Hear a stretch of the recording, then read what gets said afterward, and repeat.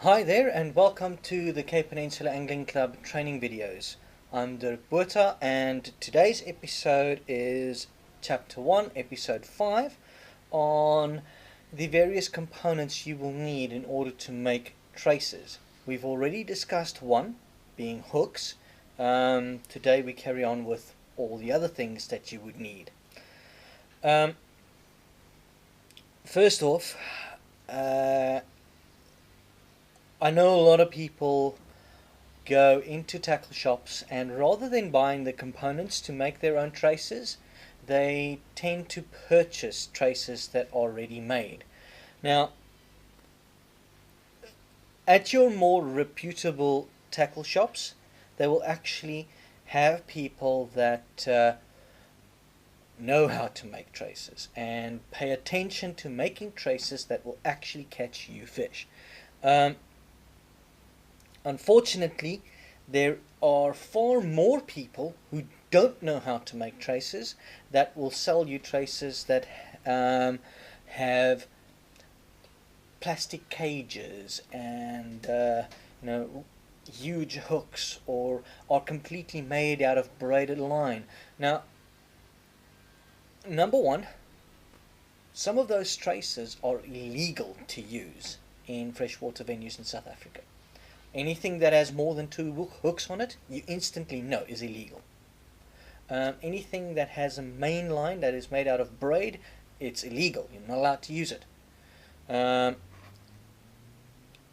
So please, when buying traces, make sure you know what you're buying, because you do not want to end up being taken to task by the Parks Board for having bought something that you thought was okay to use.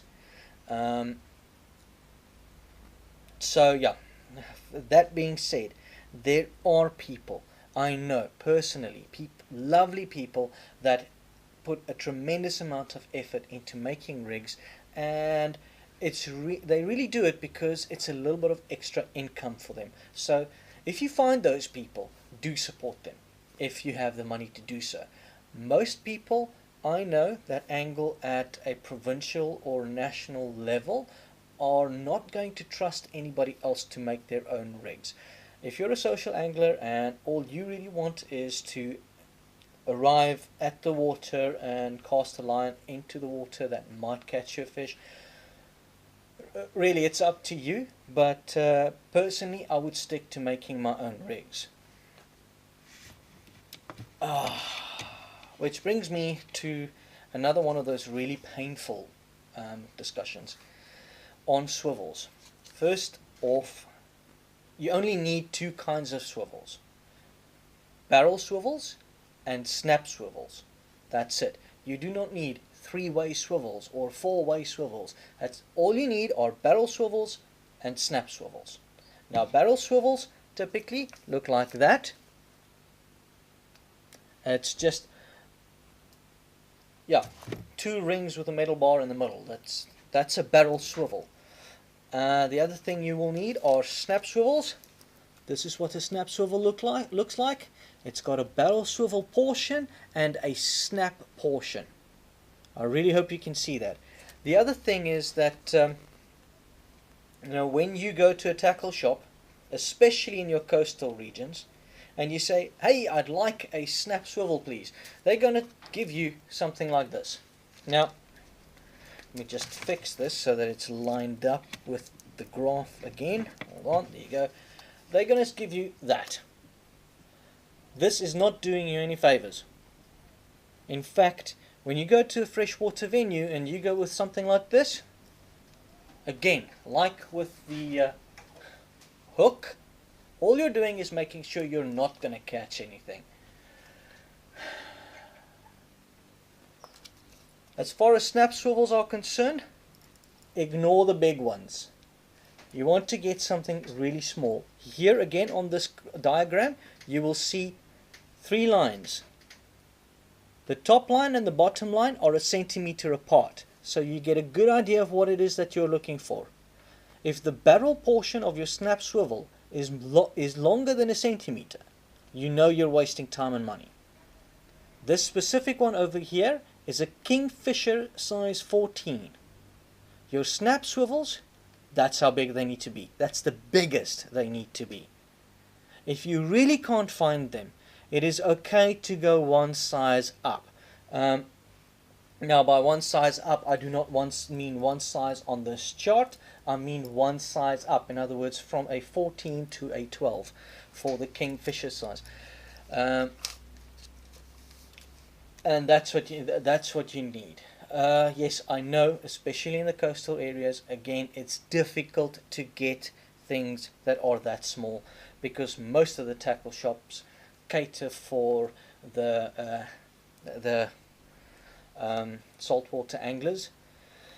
All I can say is try to get some through your club members. Specifically, if you're struggling, come and talk to me. If you're a member of my club, I will do what I can to get you the right stuff. Then with barrel swivels, here again, you can see here, this swivel is longer than a centimeter. You're wasting money, really, just don't buy it. Then over here, this is a Kingfisher size 14 barrel swivel. If you find that you are struggling with the hooks, if your hands are painful and your eyes aren't that good anymore or something like that, you know what? I'd actually say it's okay to use a Kingfisher size 14 barrel swivel. I wouldn't complain about that. And nobody's going to look at you and say you're doing it wrong. That's, nobody will do it anyway, especially not me. All I'm saying is that that barrel swivel is already really big, and it's big enough for you to make your knots and not feel any stress when making them. Ideally you want to get yourself the Fianon size 12 and size 14 barrel swivels. If you're spending money on those barrel swivels, you know it's money well spent and you're not going to be wasting. But that's everything you need to know about barrel swivels. The next topic is, it's another one of those really painful ones. Beads. Now, beads have been used in fishing for centuries. Sometimes for luring fish, sometimes for protecting knots, etc. In the kind of fishing we do, you want to use your beads for protecting your knots. Now, sometime at around 8 years ago, somebody decided to start this whole marketing campaign around getting you to buy these huge, brightly colored beads. And they sell them at a ridiculous price too. And it's last time I checked, it was 30 rands for 10 beads. Don't buy those beads. You're wasting money. What you want to buy is what you want to do is you want to go to your arts and crafts shop and you want to get these. Now there are 3 little black beads there. Right? Acceptable colors for beads in our kind of fishing is black, black, and a black. And if you can't find black, find something that blends in with your environment. A dark brown would also be acceptable. These beads are 3 millimeters in diameter. 3 millimeters. You can buy them in packs of 1,000 for 5 rand.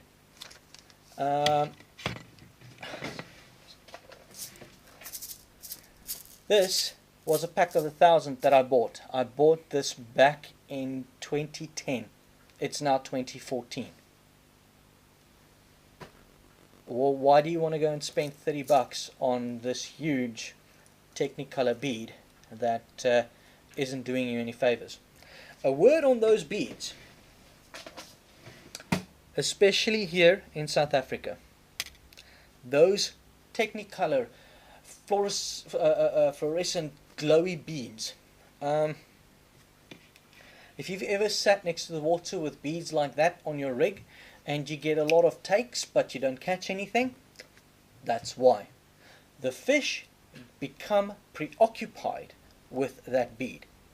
They want to eat the bead and they completely ignore your bait. So again, if you want to go and spend money on those beads, your problem. What you want to do is you want to buy these small natural color beads that do the job and that aren't pretentious in any way. You want the fish to pay attention to your bait, not to your beads. On to another subject, weights. Most social anglers I know rock up at the water with something like that. And you know what? 3 years ago, I did too. In fact, I've got spans of the stuff. And it's wasted money. I have, in my entire fishing career, not wasted more money on anything than spring weights. They don't do you any favors. Especially in our waters, you're going to get stuck. They lodge into the rocks and various pieces of debris in the water. They go and sit there, and you break your line off, time and time again. So they're a waste of money. The other thing is that inexperienced people that don't know how to make their own feed and how to make it properly tend to use springs because they find that the feed sticks together easier. I know it's a problem. It takes time for you to realize how to prepare your own feed, etc. Rather than buying springs, talk to your club members. Let the guys that are successful in your club teach you how to make your feed properly. Because when you do, you're going to be using weights like these. Now this is typically what we refer to as a mushroom weight. They come in various sizes, and they're graded from 0, 1, 1.5, 2 and onwards. What you want to buy are what is referred to as the M0, which is the M0, M1 and M1.5s. That's what you want to buy, and get about 10 of each. Really, it is 10 of each will set you up in the beginning to have 10 of each kind of rig, and that will sort you out. There are other types. There are types that you can bend open and bend closed around a plastic tube in order to have more flexibility in your traces. Personally, I don't find them useful at all. I like having my traces at a specific size. I make enough traces to last me a year, and there you go. That's it. I'm done. I'm not going to struggle any further. And also, they're cheaper. Buying them like this, really, it's much cheaper. Sizes are again M for mushroom, M0, M1, M1.5. The other weight that you want to buy is what we refer to as a P weight. Now, this is not a pair weight as they use in saltwater fishing. It is a P weight. It's got a very specific shape. There you go. Right? Now, they normally do not have the ring at the top here. I will show you how to put that in when we get to the episode on making traces. But you want to get these P weights. Again, they come in different sizes. What you want is what is referred to as P3, P4 and P5 sizes. That's what you want. 3, 4 and 5. Well, sorry, that would be 3, 4 and 5. Right.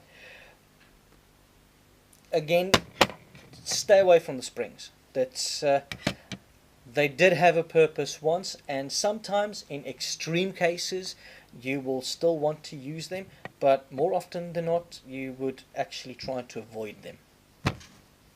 Right. And then the last subject for today is gummies. Gummies are, well, I'm sure you've seen them. They look like this, and that little black portion over there is a little piece of rubber with a piece of wire through it. Gummies have a very specific use in traces. Here is another example where you have multiple gummies on a piece of wire, and the gummies, you can see they are colored black. Right? Do not, again, like the beads, do not go for the Technicolor gummies. Get the black ones.